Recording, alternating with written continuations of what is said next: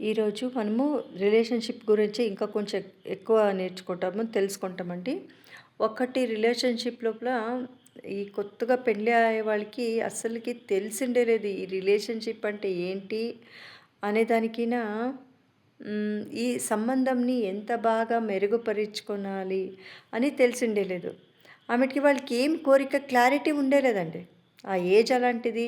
ఏదో ఊరికే బాగుంటే చాలు, హ్యాండ్సమ్ ఉంటే చాలు అంత అనుకుంటారు.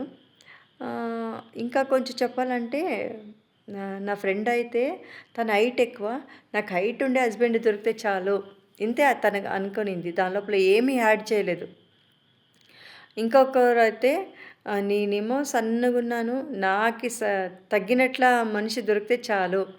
ఇలా నేనేమంటానంటే, మీరు సన్నగుండారా, లావుండారా అనే దానికినా మీ కంపాటబిలిటీ ఎంత బాగుంటుంది వాళ్ళ చేత, మీ రిలేషన్‌షిప్పు, మీరు ఎలా ఉండాలనుకుంటున్నారు, అది క్లారిటీగా ఆడ ఉండాలండి మీ బుక్‌లో. మీరు ఒక బుక్ తీసుకొని క్లారిటీగా రాయాలి. ప్రతి ఒక్కటి సంఘటనని. ఎందుకంటే మీరు ఎలా అనుకుంటే అలా క్రియేట్ అయితుంది. క్రియేట్ అయితుంది అన్నప్పుడు మనం ఎందుకు మంచిది సృష్టించకూడదు? అంటే మామూలుగానే సృష్టిస్తాము. మాకు తెలియకున్నట్ల ఒక చిత్రము ఏదో ఒకరిని చూసింటాము. వాళ్ళే క్రియేట్ చేసేస్తాం. దాని కాక నిదానంగా కూర్చొని మీరు రాయొచ్చు. ఆహ్, ఎ మీరు మీకేం కావాలి? వాళ్ళ ఐస్ ఎలా ఉండాలి? ముక్కు ఎలా ఉండాలి? ప్రతి ఒక్క రూపం నుంచి పట్టుకొని క్యారెక్టర్‌ని మీరు రాసుకొని, దిద్దుకొని నీట్‌గా మీకు ఇలాంటి వాళ్ళు ఉంటేనే బాగా అని మీరు చేస్తే అలాంటి వాళ్ళే మీ జీవితంలో వస్తారండి.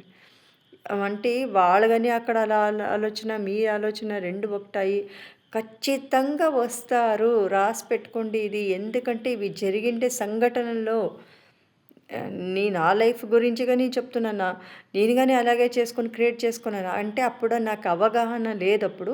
ఇప్పుడు క్లారిటీగా నాకు దొరికింది అవగాహన. ఓహో! ఇందుకే ఇలా జరిగింది. నా క్రియేషనే. ఇప్పుడు నా క్రియేషనే అన్నాక నేను ఆయన్ని ఎంత ప్రేమిస్తాను కదా!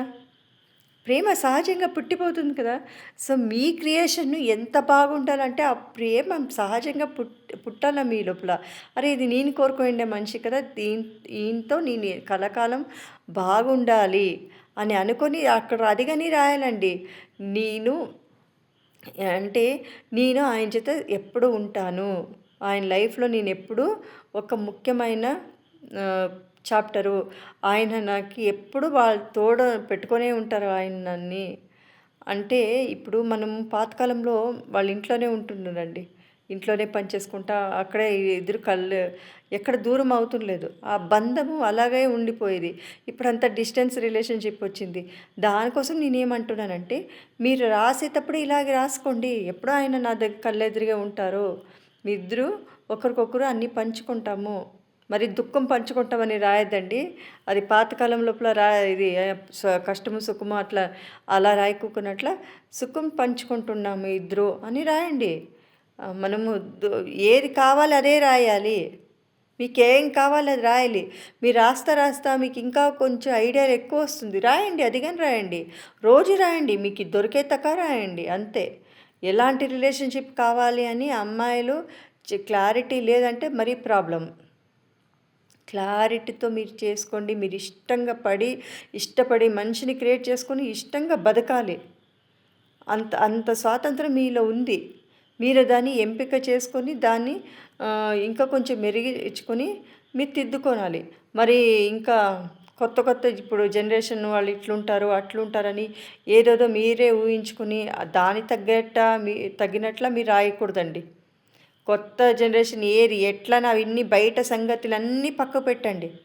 మీకు ఏమి కావాలి అంతే ఇంపార్టెంట్. వేరే ఏమి ఇంపార్టెంట్ లేదు.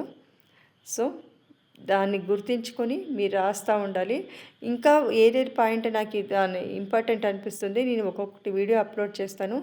ప్రతి ఒక్కరు వాళ్ళకి కాబట్టిండే లైఫ్ పార్ట్నర్‌ని రిలేషన్‌షిప్ హీల్ చేసుకునేదానికి ప్రతి ఒక్కరు మీరు ట్రై చేయాలి. దీంట్లో ఏం తప్పు లేదండి. నా లైఫ్ నా ఇష్టం అనేది ఉంటుంది కదా! సో, ఖచ్చితంగా మీరు ట్రై చేయండి. మీకేమనుకుంటారో దొరుకుతుంది. ప్రతి ఒక్క చిన్న విషయం గానీ, ఇప్పుడు నేను గర్ల్ అయితే బాయ్ ఇలా ఉండాలి అని, ఇప్పుడు ముస్టాచెస్ ఉండాలి. ఒక్కొక్కరికి ఇష్టం ఉండలేదు. వద్దు. అయిందా? అలాగే మీరేం కావాలో అది కోరుకుంటే వస్తారండి వాళ్ళు మీ దగ్గర. అలాంటి వాళ్ళే మీ క్రియేషన్ ఎట్లా ఎండ్ అయిందో ఆడ నుంచి మనిషి వస్తాడు అక్కడి నుంచి లేసి మీకోసమని. మీరు ఆలోచన చేసేది ఏం లేదిక్కడ. అంతా మీ క్రియేషన్ కంప్లీట్ అవ్వాలి అంతే. యూనివర్స్ ఇమ్మీడియేట్‌గా మీకిస్తుంది. అప్పుడు ఇప్పుడు కాదు. ఇప్పుడే అంతే. So, thank you. Thanks for watching.